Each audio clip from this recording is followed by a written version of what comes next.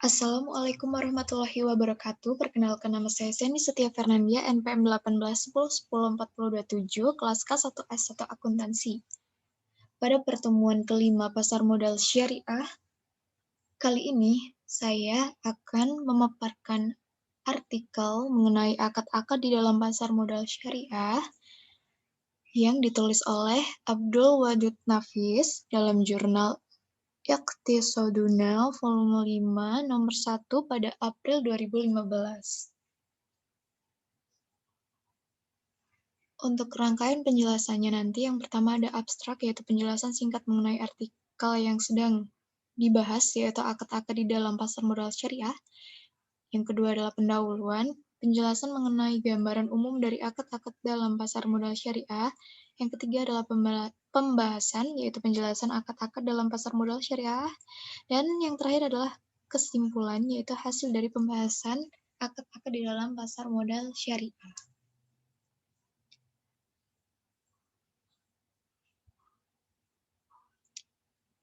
Kemudian ada penjelasan mengenai abstraknya terlebih dahulu, yaitu pasar modal syariah merupakan tempat atau sarana bertemunya penjual dan pembeli instrumen keuangan syariah yang dalam bertransaksi berpedoman pada ajaran Islam dan menjauhi hal-hal yang dilarang seperti penipuan dan penggelapan.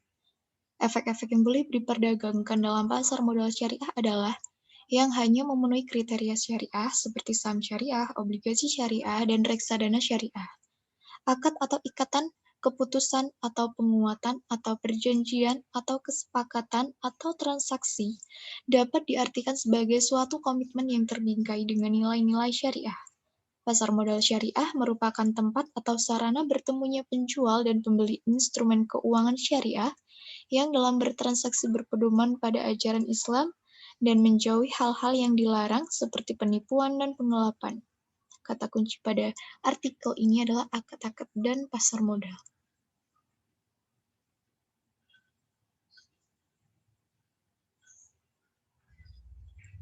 Kemudian ada pendahuluan dalam artikel ini, yang di dalamnya akan membahas mengenai dunia ekonomi dalam Islam adalah dunia bisnis atau investasi, yang dapat dicermati mulai dari tanda-tanda eksplisit untuk melakukan investasi atau ajakan bisnis dalam Al-Quran dan Sunnah, sehingga tanda-tanda implisit untuk menciptakan sistem yang mendukung iklim investasi atau adanya sistem zakat, larangan riba, serta larangan mensyir atau judi dan spekulasi.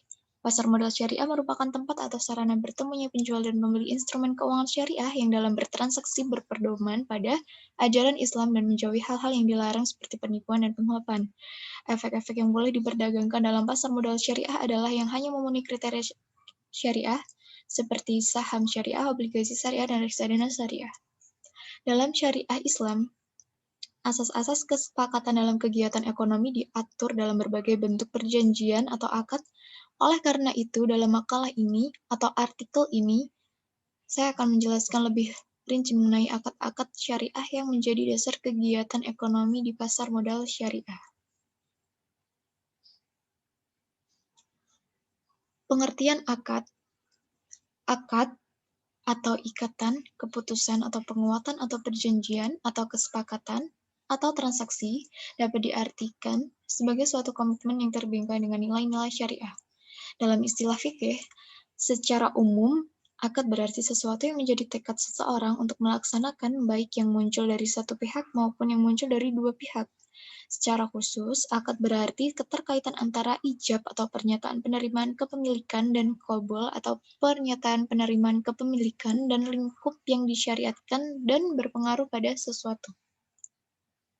Kemudian ada rukun dan syarat akad.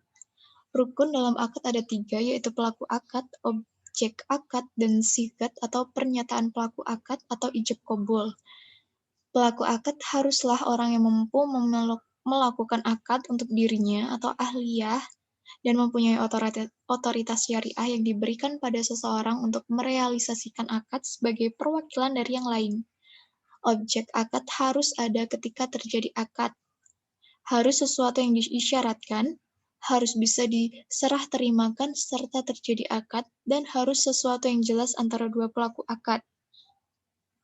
Dalam pasal 22 kompilasi hukum ekonomi syariah, rukun dan syarat akad hampir sama dengan syarat sahnya suatu perjanjian berdasarkan pasal 1320 KUHP, yaitu yang pertama, pihak-pihak yang berakad harus memiliki kecakapan dalam melakukan perbuatan hukum. Dalam hukum positif disebut sebagai cakap. Kriteria cakap menurut buku 1 pasal 2 kompilasi hukum ekonomi syariah adalah individu yang sudah berusia 18 tahun atau sudah pernah menikah.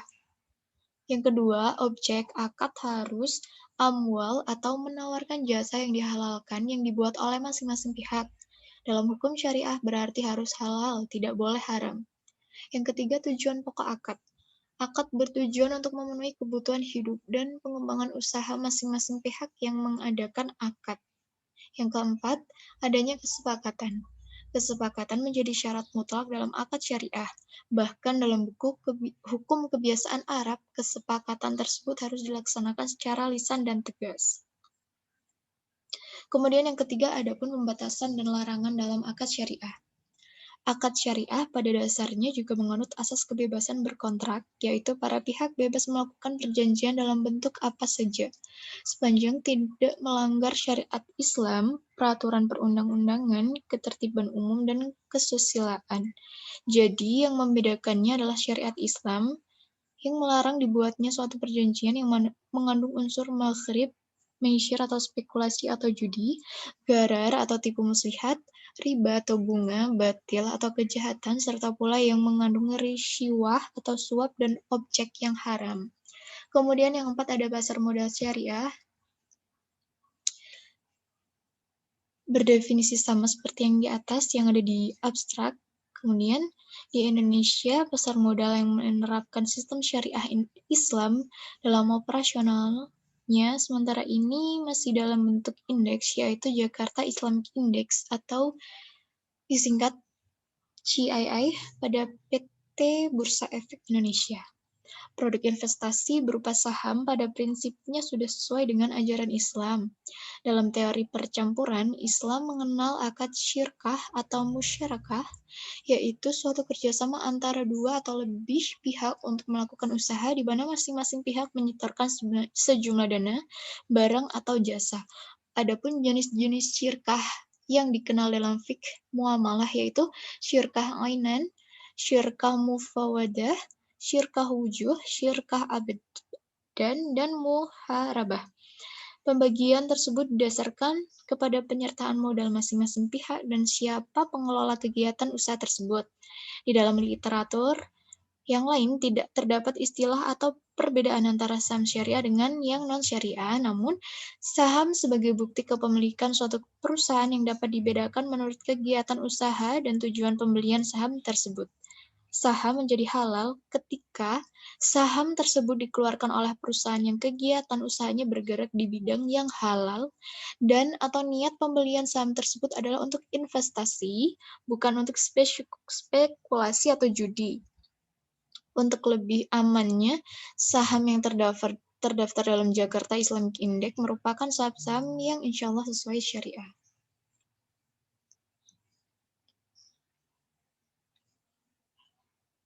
Kemudian kita lanjut ke pembahasan, yaitu yang pertama, pembahasan mengenai akad-akad yang digunakan dalam pasar modal syariah. Ada 6. Yang pertama adalah ijarah, adalah perjanjian atau akad antara pihak pemberi sewa atau pemberi jasa atau mu'ajir dan pihak penyewa atau pengguna jasa atau musta'jir untuk memindahkan hak guna atau manfaat atas suatu objek ijarah yang dapat berupa manfaat dan atau barang jasa dalam waktu tertentu dengan pembayaran sewa dan atau upah atau ujrah tanpa diikuti dengan pemindahan kepemilikan objek ijarah itu sendiri. Yang kedua ada akad istihna, yaitu perjanjian antara pihak pemesan atau pembeli atau mustasni dan pihak pembuat atau penjual atau syani untuk membuat objek istisna yang dibeli oleh pihak pemesan atau pembeli atau mustasni dengan kriteria, persyaratan, dan spesifikasi yang telah disepakati oleh kedua belah pihak. Yang ketiga ada Akad kafalah yaitu perjanjian antara pihak penjamin atau kafil atau guarantor dan pihak yang dijamin atau ma'ful anhu atau asil atau orang yang berutang untuk menjamin kewajiban pihak yang dijamin kepada pihak lain atau makfulahu atau orang yang berpiutang. Yang keempat ada akad mudharabah, yaitu perjanjian atau kerjasama antara pihak pemilik modal atau sahib al-mal dan pihak pengelola usaha atau mudharib dengan cara pemilik modal atau sahib al-mal menyerahkan modal dan pengelola usaha atau mudharib mengelola modal tersebut dalam suatu usaha. Yang kelima ada musyarakah, yaitu perjanjian kerjasama antara dua pihak atau lebih atau dinamakan syarik dengan cara menyertakan modal baik dalam bentuk uang maupun bentuk aset lainnya untuk melakukan suatu usaha. Dan yang keenam ada akad wakalah, yaitu perjanjian antara pihak pemberi kuasa atau muwakil dan pihak penerima kuasa atau wakil dengan cara pihak pemberi kuasa atau muwakil memberikan kuasa kepada pihak penerima kuasa atau wakil untuk melakukan tindakan atau perbuatan tertentu. Kemudian adapun syarat-syarat dari akad yang telah saya jelaskan sebelumnya, yaitu yang pertama dari akad ijarah, ada persyaratan pihak-pihak dalam ijarah, yaitu pihak pemberi sewa atau mu'jir, dan pihak penyewa atau mustajir wajib memiliki kecakapan dan kewenangan untuk melakukan perbuatan hukum menurut ketentuan dalam peraturan perundang-undangan. Kemudian ada pula hak dan kewajiban pihak-pihak dalam ijarah. Yang pertama, hak dan kewajiban pihak pemberi sewa adalah berhak menerima pembayaran harga sewa atau upah sesuai yang disepakati dalam ijarah. Yang pertama, wajib menyediakan barang yang disewakan atau jasa yang diberikan sesuai yang disepakati dalam ijarah. Yang kedua, wajib menanggung biaya pemeliharaan barang yang disewakan. Yang ketiga, wajib bertanggung jawab atas kerusakan barang yang disewakan yang bukan disebabkan oleh pelanggaran dari penggunaan sesuai yang disepakati dalam ijarah atau bukan karena kelalaian pihak penyewa. Kemudian yang keempat, wajib menjamin bahwa barang yang disewakan atau jasa yang diberikan dapat digunakan sesuai dengan maksud dan tujuan yang disepakati dalam ijarah. Dan yang kelima, wajib menyatakan secara tertulis bahwa pihak pemberi atau mukjir menyerahkan hak penggunaan atau pemanfaatan atas suatu barang dan atau memberikan jasa yang dimilikinya kepada mustajir atau pernyataan ijab. Yang kedua, ada hak dan kewajiban pihak penyewa, yaitu mustajirnya. Yang pertama, wajib membayar harga sewa atau ujrah sesuai dengan yang disepakati dalam ijarah. Yang kedua, berhak menerima dan memanfaatkan barang, jasa, sesuai yang disepakati dalam ijarah. Yang ketiga, wajib menanggung biaya pemeliharaan barang yang sifatnya ringan atau tidak material sesuai yang disepakati dalam ijarah. Yang keempat, wajib bertanggung jawab untuk menjaga keutuhan barang serta menggunakannya sesuai yang disepakati dalam ijarah. Yang kelima, wajib bertanggung jawab atas kerusakan barang yang disewakan yang disebabkan oleh pelanggaran dari penggunaan sesuai yang disepakati dalam ijarah atau karena kelalaian pihak penyewa. Dan yang terakhir, wajib menyatakan secara tertulis bahwa pihak penyewa atau pengguna jasa menerima hak penggunaan atau pemanfaatan atas suatu barang jasa dari pihak pemberi sewa atau pernyataan qabul. Kemudian adapun persyaratan dari objek ijarah. Objek ijarah dapat berupa manfaat barang jasa yang memenuhi ketentuan sebagai berikut. Yang pertama, manfaat barang atau jasa tidak bertentangan dengan prinsip-prinsip syariah di pasar modal dan peraturan perundang-undangan. Yang kedua, manfaat barang atau jasa harus dapat dinilai dengan uang. Kemudian, manfaat atas barang atau jasa dapat diserahkan atau diberikan kepada pihak penyewa atau pengguna jasa. Yang keempat, manfaat barang atau jasa harus ditentukan dengan jelas. Dan yang kelima, spesifikasi barang atau jasa harus dinyatakan dengan jelas, yaitu melalui identifikasi fisiknya, kelayakan, spesifikasi pelayanan, dan jangka waktu pemanfaatannya. Ada pula persyaratan penetapan harga sewa atau upah dari ijarah yang harus memenuhi ketentuan. Yang pertama, besarnya harga sewa atau ujrah, serta waktu dan cara pembayarannya ditetapkan secara tertulis dalam ijarah. Kemudian yang kedua, alat pembayaran harga sewa atau ujrah adalah dalam bentuk uang. Ketentuan lain yang dapat diatur dalam ijarah, selain wajib memenuhi ketentuan yang telah saya sebutkan dalam ijarah, dapat disepakati. Yang pertama, harga sewa atau ujrah untuk periode waktu tertentu dan peninjauan kembali harga sewa atau ujrah tersebut yang berlaku untuk periode berikutnya. Yang kedua, adanya uang muka ijarah. Yang ketiga, penggantian barang yang mendasari ijarah. Ini yang keempat, penunjukan pihak lain untuk menyesuaikan perselisihan antar para pihak dalam ijarah. Nah, yang kedua ada persyaratan dan hak kewajiban dari pihak-pihak istisna. Yang pertama, persyaratan pihak-pihak dalam istisna. Pihak pemesan atau mustasni dan pihak pembuat atau isyani wajib memiliki kecakapan dan kewenangan untuk melakukan perbuatan hukum menurut ketentuan dalam peraturan perundang-undangan. Yang kedua, ada hak dan kewajiban pihak-pihak dalam istisna. Yang pertama, hak dan kewajiban pihak pembuat atau syani. Antara lain, berhak memperoleh pembayaran dengan jumlah, cara, dan waktu yang telah disepakati dalam istisna. Yang kedua, wajib mengetahui spesifikasi objek istisna secara jelas. Yang ketiga, wajib menyediakan objek istisna sesuai dengan spesifikasi yang telah disepakati dalam istisna. Yang keempat, wajib menjamin objek istisna berfungsi dengan baik dan tidak cacat. Yang kelima, wajib menyerahkan objek istisna sesuai dengan waktu yang telah disepakati dalam istisna. Kemudian adapun hak dan kewajiban dari pihak pemesan atau mustasni.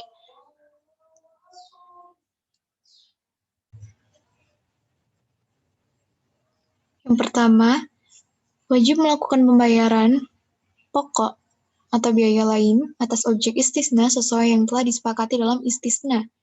Yang kedua, wajib mengetahui dan menerangkan spesifikasi objek istisna secara jelas. Yang ketiga, berhak menerima objek istisna sesuai dengan spesifikasi yang telah disepakati dalam istisna. Yang keempat, berhak menerima objek istisna sesuai dengan waktu dan tempat yang telah disepakati dalam istisna. Yang kelima, memiliki hak memilih atau khiyar untuk melanjutkan atau membatalkan istisna apabila terdapat cacat atau barang yang tidak sesuai dengan spesifikasi yang telah dijanjikan.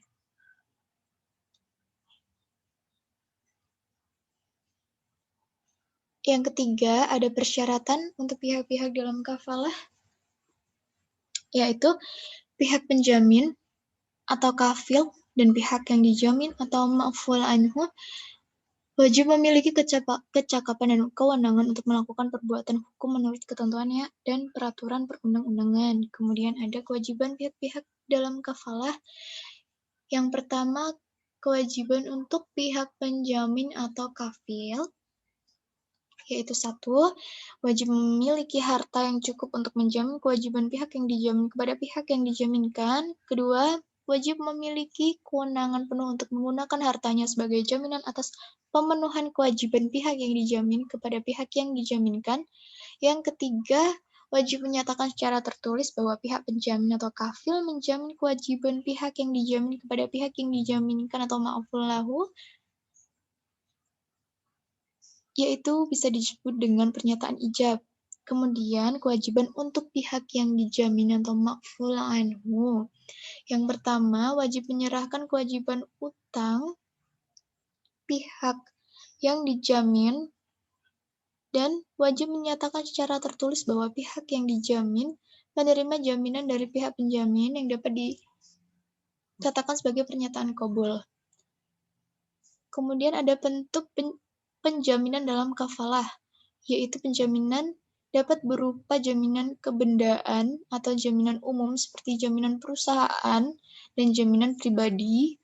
Kemudian ada pun persyaratan objek kafalahnya, yaitu kewajiban pihak yang dijamin kepada pihak yang dijaminkan yang memenuhi ketentuan. Para pihak dapat menetapkan besarnya imbalan atau fee atas pelaksanaan penjaminan yang dilakukan oleh pihak penjamin. Dalam hal para pihak menyepakati adanya imbalan, maka kafalah tersebut bersifat mengikat dan tidak dapat dibatalkan secara sepihak. Yang kedua, jangka waktu berlakunya penjaminan dalam kafalah atau penunjukan pihak lain untuk menyelesaikan perselisihan antar pihak dalam kafalah. Kemudian ada persyaratan dalam mudharabah. Yang pertama, persyaratan pihak-pihak dalam mudharabah. Pihak pemilik modal dan pihak pengelola usaha wajib memiliki kecakapan dan kewenangan untuk melakukan perbuatan hukum menurut ketentuan dalam peraturan perundang-undangan. Yang kedua, hak dan kewajiban pihak-pihak dalam mudharabah. 1. Hak dan kewajiban untuk pihak pemilik modal. Yang pertama, wajib menyediakan dan menyerahkan seluruh modal yang disepakati. Kedua, berhak mengawasi pelaksanaan kegiatan usaha yang dilakukan oleh pihak pengelola usaha. Tiga, berhak menerima bagian keuntungan tertentu yang disepakati dalam mudharabah. Empat, wajib menanggung seluruh kerugian usaha yang tidak disebabkan oleh kelalaian, kesengajaan, dan atau pelanggaran pengelolaan usaha atas mudharabah. Kelima, berhak meminta jaminan dari pihak pengelola usaha atau pihak ketiga yang dapat digunakan apabila pihak pengelola usaha melakukan pelanggaran atas mudharabah. Jaminan tersebut dapat berupa jaminan kebendaan dan atau jaminan umum seperti jaminan perusahaan dan jaminan pribadi. Keenam, wajib menyatakan secara tertulis bahwa pihak pemilik modal menyerahkan modal kepada pihak pengelola usaha untuk dikelola dalam suatu usaha sesuai dengan kesepakatan. Yang kedua, ada hak dan kewajiban untuk pihak pengelola usaha dari mudharabah atau mudharib. Pertama, wajib mengelola modal yang telah diterima dari pihak pemilik modal dalam suatu kegiatan usaha sesuai kesepakatan. Kedua, berhak mengelola kegiatan usaha untuk tercapainya tujuan mudharabah tanpa campur tangan pihak penyedia modal. Ketiga, berhak menerima bagian keuntungan tertentu sesuai yang disepakati dalam mudharabah. Keempat, wajib menanggung seluruh kerugian usaha yang disebabkan oleh kelalaian, kesengajaan, dan atau pelanggaran pihak pengelola usaha. Kelima, wajib menyatakan secara tertulis bahwa pihak pengelola usaha menerima modal dari pihak pemilik modal dan berjanji untuk mengelola modal tersebut dalam suatu usaha sesuai dengan kesepakatan. Adapun persyaratan modal yang dikelola dalam mudharabah yang harus memenuhi ketentuan pertama, berupa jumlah uang dan atau aset lainnya baik berwujud maupun tidak berwujud yang dapat dinilai dengan uang. 2. Jika modal yang diberikan dalam bentuk aset selain uang, maka aset tersebut tidak sedang dijaminkan atau tidak dalam status sengketa. 3. Jika modal yang diberikan dalam bentuk aset selain uang, maka aset tersebut harus dinilai oleh penilai. Namun penentuan nilai aset selain uang tetap berdasarkan kesepakatan para pihak pada waktu mudharabah. 4. Tidak berupa piutang atau tagihan di antara pihak-pihak dan atau pada pihak lain. 5. Dapat diserahkan kepada pihak pengelola usaha baik seluruh atau sebagian pada waktu dan tempat yang telah disepakati. Adapun persyaratan kegiatan usaha dalam mudharabah, kegiatan usaha yang dapat dijalankan dalam mudharabah wajib memenuhi ketentuan. Pertama, tidak bertentangan dengan prinsip-prinsip syariah di pasar modal dan atau peraturan perundang-undangan. 2. Tidak dikaitkan dengan sebuah kejadian di masa yang akan datang yang belum tentu terjadi. Kemudian ada pembagian keuntungan dalam mudharabah dengan ketentuan 1. Ketentuan mudharabah merupakan selisih lebih dari kekayaan mudharabah dikurangi dengan modal mudharabah dan kewajiban kepada pihak lain yang terkait dengan kegiatan mudharabah. 2. Keuntungan mudharabah dibagikan kepada pihak pemilik modal dan pihak pengelola usaha dengan besarnya bagian sesuai rasio atau nisbah yang disepakati. 3. Besarnya bagian keuntungan masing-masing pihak wajib dituangkan secara tertulis dalam bentuk rasio.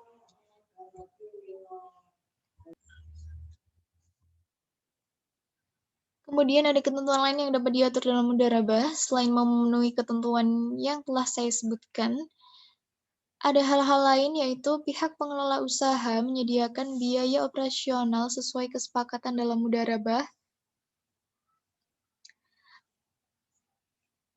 2. Tidak boleh ada ketentuan yang memastikan pemilik modal akan memperoleh keuntungan. 3. Penunjukan pihak lain untuk menyelesaikan perselisihan antar para pihak dalam mudharabah. Yang kelima, persyaratan pihak-pihak dalam musyarakah. Pihak-pihak dalam musyarakah wajib memiliki kecakapan dan kewenangan untuk melakukan perbuatan hukum menurut ketentuan dalam peraturan perundang-undangan. Yang pertama, hak dan kewajiban untuk pihak-pihak dalam musyarakah. Setiap pihak dalam musyarakah memiliki hak dan kewajiban yang sama. 1. Wajib menyediakan modal sesuai dengan tujuan musyarakah, baik dalam porsi yang sama atau tidak sama dengan pihak lainnya. 2. Wajib menyediakan tenaga dalam bentuk partisipasi dalam kegiatan usaha musyarakah. Dalam hal satu atau lebih pihak tidak dapat berpartisipasi dalam kegiatan usaha musyarakah, maka hal ini wajib disepakati dalam musyarakah. 3. Berhak menerima bagian keuntungan tertentu sesuai dengan rasio atau nisbah yang disepakati dalam musyarakah atau proporsional. 4. Wajib menanggung kerugian secara proporsional berdasarkan kontribusi modal masing-masing pihak.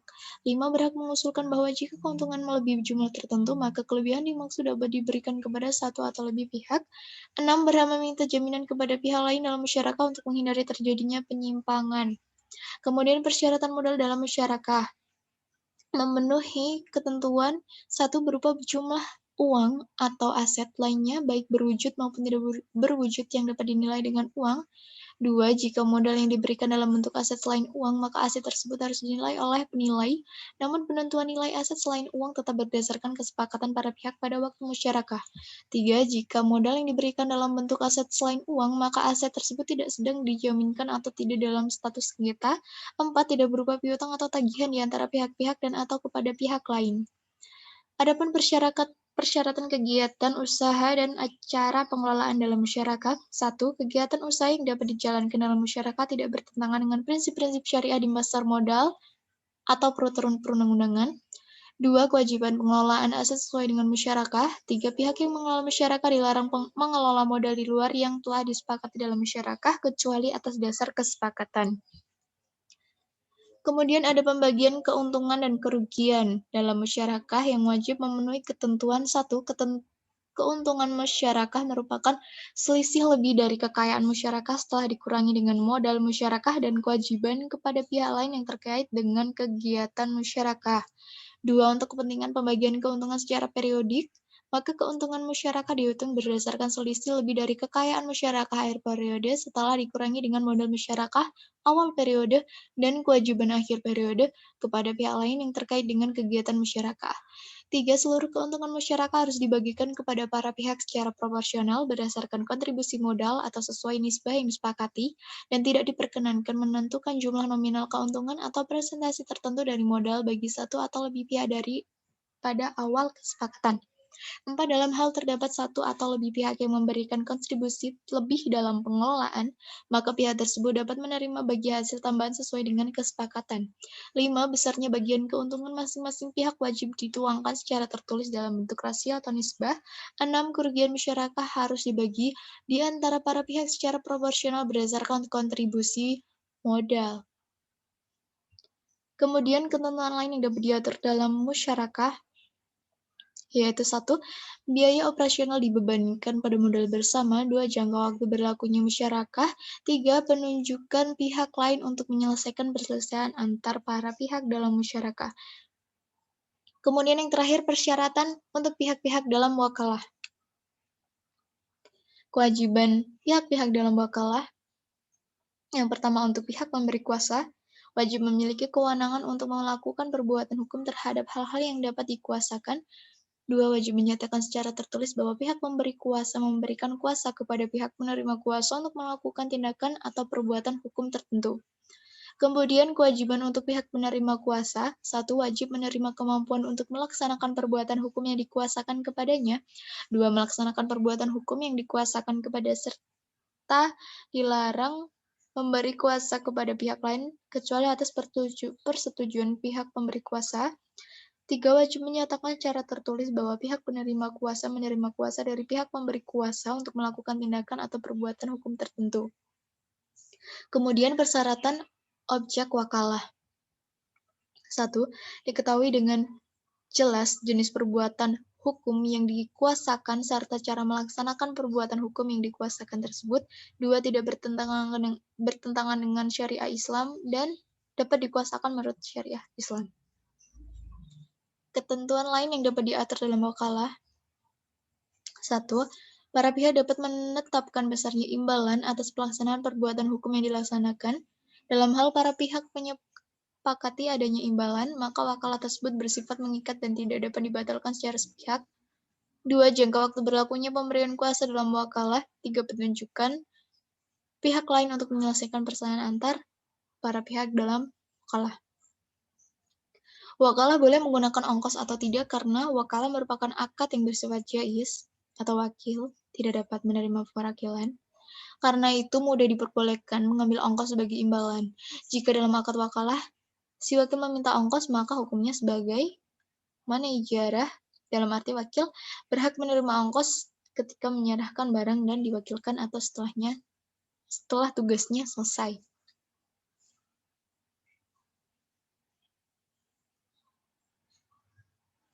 Selanjutnya, kesimpulan pada artikel yang telah kita bahas di pertemuan kali ini adalah akad yang dapat diartikan sebagai suatu komitmen yang terbingkai dengan nilai-nilai syariah. Pasar modal syariah merupakan tempat atau sarana bertemunya penjual dan pembeli instrumen keuangan syariah dalam bertransaksi berpedoman pada ajaran Islam dan menjauhi hal-hal yang dilarang seperti penipuan dan penggelapan. Akad-akad dalam pasar modal syariah ada 6, yaitu ijarah, istisna, kafalah, mudarabah, musyarakah, dan wakalah.